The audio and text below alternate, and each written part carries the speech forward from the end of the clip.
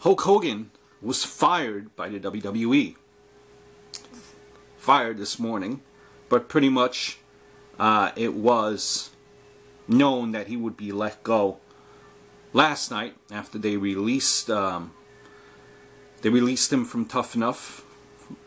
They stopped distributing his merchandise, pulled him from 2K16. Everything that had to do with Hulk Hogan was erased. And the reason being is because of audio that circulated from 8 years ago, in which he used a racial slur. He was speaking with a woman. That woman, 99% positive, was a woman that Hogan was a married woman, and Hogan was with that woman.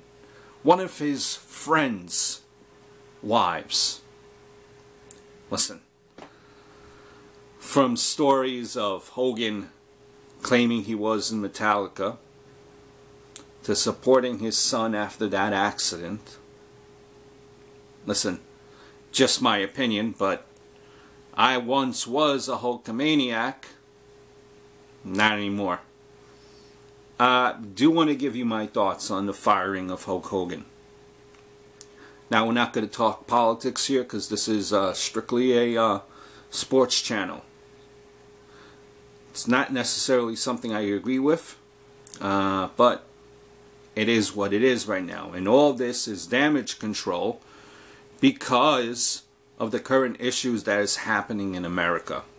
Whether you agree with not, whether you agree with it, whatever your thoughts are, the issue that's running around in society right now is the racial gap is widening.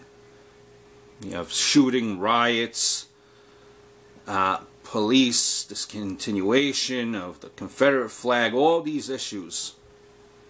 Whatever your thoughts are, these issues are going on in society right now. And the theme behind these issues is supposed or in fact racism. You be the judge. And racism has becoming a very sensitive subject, even if in a joking manner, if that's what Hogan was doing.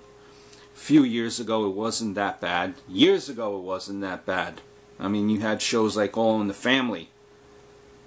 I dare you to try to find All in the Family anywhere in the TV nowadays. You know, people have to walk on eggshells, and Hogan should have known that. He's always in the public image. He's been in the public image for 40 years. 40 years. He should know better. What Hogan did and said 8 years ago was highly unacceptable. Normally, past sins can be forgiven. However, in today's media and social media community, crap like that will stick, especially with the current issues. And that's the fact. Guarantee people like Al Sharpton will probably speak out and try to boycott WWE, even if it was for something that happened many years ago. You